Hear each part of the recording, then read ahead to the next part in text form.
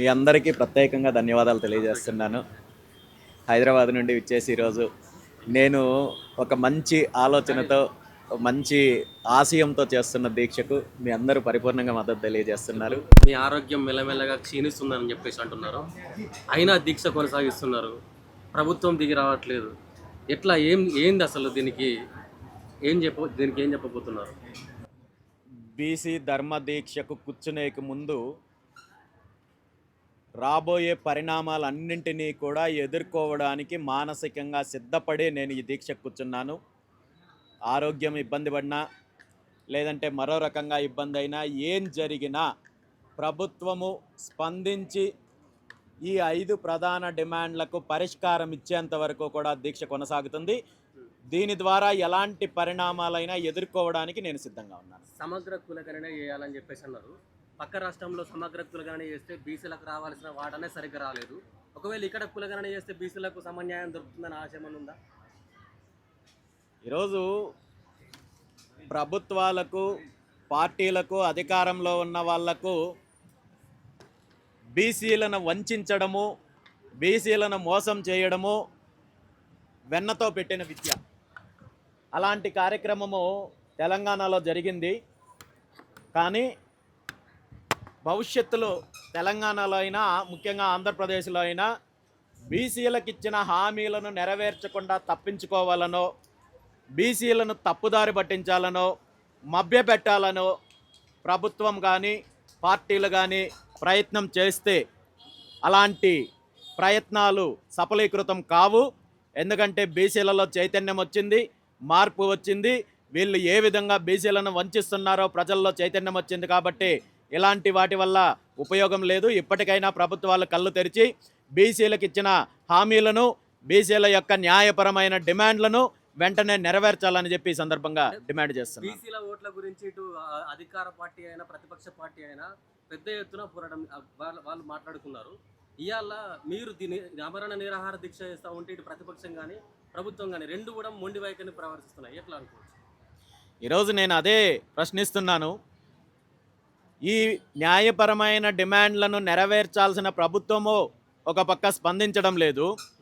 నాకు ప్రతిపక్ష హోదా కావాలని కొట్లాడుతున్న ప్రతిపక్ష నేత జగన్మోహన్ రెడ్డి గారు బీసీలకు సంబంధించిన సమస్యలపైన, ముఖ్యమంత్రి చంద్రబాబు నాయుడు గారు బీసీలకు ఇచ్చిన హామీలపైన ఈరోజు వరకు ఏమాత్రం స్పందించకపోవడం నిజంగా ఈ రాష్ట్రంలో ఉన్న బీసీల యొక్క దౌర్భాగ్యం అని చెప్పి తెలియజేస్తున్నాను. ఈ 2 ప్రధాన పార్టీలు బీసీలకు చేస్తున్న మోసాన్ని ఇప్పటికైనా గుర్తించాల్సిన అవసరం ఉంది. ఆ దిశగా మార్పు వస్తోంది, ఆ దిశగా చైతన్యం వస్తోంది. దానికి ఖచ్చితంగా వీళ్ళు భవిష్యత్తులో సమాధానం చెప్పే రోజు, భవిష్యత్తులో దీని పరిణామాలు రుచి చూసే రోజు కూడా దగ్గరలో వస్తాయని చెప్పి తెలియజేస్తున్నారు.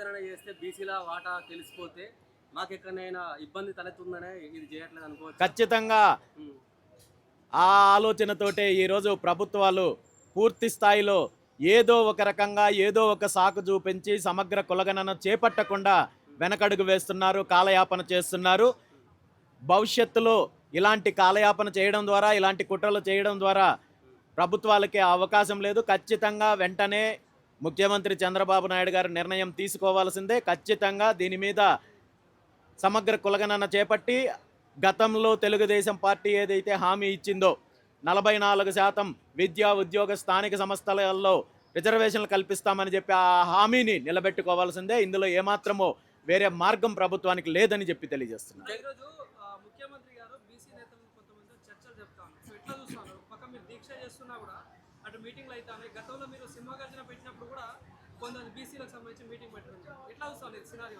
ముఖ్యమంత్రి చంద్రబాబు నాయుడు గారికి బీసీలను మోసం చేయడము, బీసీలను వంచడం ఈరోజు కొత్త కాదు. బీసీలకు సంబంధించిన సమస్యలు ముందుకొచ్చినప్పుడల్లా ఆ డిమాండ్లను, లేదంటే ఆ ఉద్యమాన్ని, ఆ పోరాటాన్ని నీరుగార్చడం కోసం తన కుటిల రాజకీయాలు, కుట్ర రాజకీయాలు చేస్తూనే ఉన్నారు. అదేవిధంగా ఇప్పుడు కూడా ప్రయత్నం చేయడానికి చూస్తున్నారు. కానీ ఇవేవి ప్రజలు నమ్మే పరిస్థితుల్లో లేదు, బీసీ సమాజం నమ్మే పరిస్థితుల్లో లేదు. ఇలాంటి కుట్రల వల్ల మీరు చరిత్రహీనులు అవుతారు తప్ప దానివల్ల మీకు రాజకీయ లబ్ధి ఉండదని చెప్పి సందర్భంగా తెలియజేస్తూ ఇప్పటికైనా ముఖ్యమంత్రి చంద్రబాబు నాయుడు గారు తన మైండ్ సెట్ మార్చుకోవాల్సిన బాధ్యత ఉంది. బీసీల విషయంలో ఇప్పటి వరకు మీరు చేసిన మోసము, ఇప్పటి వరకు మీరు చేసిన దగ ఇప్పటికైనా అంతం పలికి మీరు ఒక మంచి ఆలోచనతో ముందుకు రావాలని చెప్పి కోరుకుంటున్నాను. ప్రతిపక్షంలో కావచ్చు, అధికార పక్షంలో ఉన్న బీసీ నేతలు మీరు ఎంత పెద్ద కార్యక్రమం చేస్తున్నా కూడా మీకు మద్దతుగా కావచ్చు, మీకు సంబంధించి కేవలం విజయసాయి రెడ్డి గారు ఒక్కరే పోస్ట్ పెట్టారు, మిగిలిన వాళ్ళు ఎవరు కూడా పెట్టలేదు. ఈరోజు ఈ రెండు పార్టీల్లో ఉన్న బీసీ నాయకులు, బీసీ పెద్దలు కూడా ఆలోచించాలి. ఈ పార్టీల యొక్క కబంధ హస్తాల్లో చిక్కుకొని వీళ్ళకు బానిసల్లాగా ఇంకెన్ని తరాలు, ఇంకెన్ని సంవత్సరాలు పనిచేయాలనే విషయం కూడా ఆలోచించుకోవాల్సిన పరిస్థితి వచ్చింది.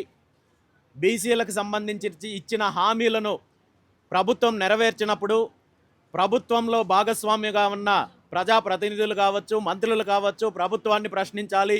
ముఖ్యమంత్రి చంద్రబాబు నాయుడు గారిని ప్రశ్నించాల్సింది పోయి ఈరోజు ఏమాత్రం మాట్లాడలేని పరిస్థితుల్లో ఉన్నారంటే నిజంగా బీసీలకు, బీసీ నాయకులకు, బీసీ మంత్రులకు వీళ్ళు ఇచ్చే అధికారం ఎలాంటిదనేది అర్థమవుతుంది. ఇప్పటికైనా బీసీ ప్రజాప్రతినిధులు, మంత్రులు, నాయకులు దీని మీద మాట్లాడాల్సిన బాధ్యత వీళ్ళకుందని చెప్పి సందర్భంగా తెలియజేస్తున్నాను. అలా మాట్లాడకుండా పార్టీలకు మీరు ఏదైతే వంకపాడే పరిస్థితి ఉందో ఖచ్చితంగా మీరు భవిష్యత్తులో బీసీల యొక్క ఆగ్రహానికి గురవుతారని చెప్పి ఈ సందర్భంగా తెలియజేస్తున్నారు. అటు తెలంగాణలో ఇటు ఆంధ్రాలో 60% ఉన్నటువంటి బీసీలు ఇంకా కూడా అణచివేతకు గురవుతా ఉన్నారు.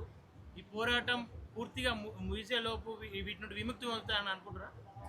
ఖచ్చితంగా ఇప్పటి వరకు 79 సంవత్సరాల స్వతంత్ర భారతదేశంలో ప్రధానంగా నష్టపోయిన వర్గాలు ఏవైనా ఉన్నాయంటే, వంచనకు గురైన వర్గాలు ఏవైనా ఉన్నాయి అంటే, అణచివేతకు గురైన వర్గాలు ఏవైనా ఉన్నాయంటే అది బీసీలు మాత్రమే. అందులో ప్రధానంగా 2 తెలుగు రాష్ట్రాలకు సంబంధించిన బీసీల అంశం తీసుకుంటే ఏం జరిగిందో మనందరికీ తెలుసు. కానీ ఈరోజు బీసీలలో మార్పు వస్తోంది, చైతన్యం వస్తోంది. ఖచ్చితంగా భవిష్యత్తులో బీసీలకు మంచి రోజులు వస్తాయి. బీసీల శకము 2 తెలుగు రాష్ట్రాల్లో కూడా మొదలవుతుంది. దానికి పోరాటం మొదలైంది. ఇప్పటికైనా వీళ్ళు కళ్ళు తెరిచి బీసీలకు న్యాయం చేయాల్సిన బాధ్యత అధికారంలో ఉన్న పార్టీలకు ఉంది, నాయకులకు ఉంది. అలా కాని పక్షంలో చరిత్రహీనులుగా మిగిలిపోతారని చెప్పి సందర్భంగా తెలియజేస్తున్నాను. ఆర్ కృష్ణయ్య లాంటి వాళ్ళే పెద్ద ఎత్తున వచ్చినా కూడా కుదరలేదు. ఇలా రామచంద్ర యాదవ్ వల్ల అవుతుందని క్వశ్చన్ వస్తుంది. గతంలో అయితే వ్యవస్థలన్నీ కూడా ఈ పార్టీలు వీళ్ళు తన కనుసన్నల్లో పెట్టుకొని నియంత్రించే ప్రయత్నం జరిగింది. బీసీలలో ఐకమత్యం రాకుండా, చైతన్యం రాకుండా నియంత్రించే ప్రయత్నం జరిగింది. కానీ ఈరోజు యువత మేల్కొంటున్నారు, బీసీ సామాజిక వర్గాలు మేల్కొంటున్నారు. ఈరోజు అందరిలో చైతన్యం వస్తోంది. సోషల్ మీడియా ద్వారా కావచ్చు, వీళ్ళు చేస్తున్న అన్యాయాల వల్ల కావచ్చు. ఖచ్చితంగా భవిష్యత్తులో బీసీలందరూ కూడా ఏకమయ్యే రోజులు దగ్గరలోనే ఉన్నాయి. బీసీలకు 2 తెలుగు రాష్ట్రాల్లో అధికారం వచ్చే రోజులు కూడా దగ్గరలో ఉన్నాయని చెప్పి సందర్భంగా తెలియజేస్తున్నాను. బీసీలలో ఐకమత్యం తీసుకురావడానికి, చైతన్యం తీసుకురావడానికి బీసీవై పార్టీ పూర్తి స్థాయిలో పోరాటం చేస్తుంది, ఆ దిశగా పయనిస్తుందని చెప్పి తెలియజేస్తున్నాను. పవన్ కళ్యాణ్ గారు ఈ విషయంపై ఇప్పటికి కూడా స్పందించలేదు. ఏం చెప్పదలుచుకున్నారు అతని గురించి? పవన్ కళ్యాణ్ గారు అధికారంలో ఉన్నారు, కానీ ఆయనకు అధికారం ఉందని చెప్పి నేను భావించడం లేదు.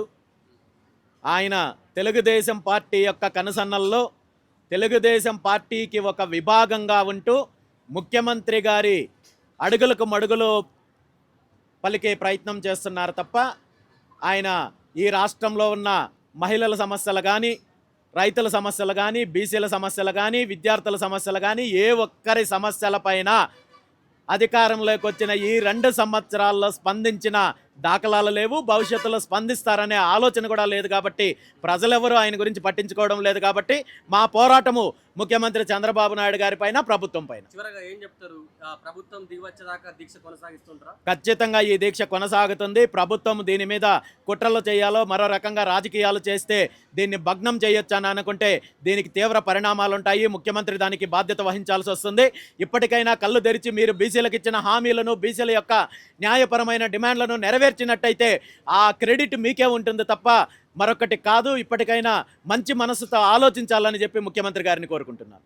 చంద్రబాబు నాయుడు చర్చలు చేద్దామంటే మీరు సిద్ధంగా ఉన్నారా? బీసీలకు సంబంధించిన న్యాయపరమైన డిమాండ్లను నెరవేర్చడం కోసం ఏం చేయడానికైనా నేను సిద్ధంగా ఉన్నాను. అందులో ఏమాత్రం అనుమానం లేదు.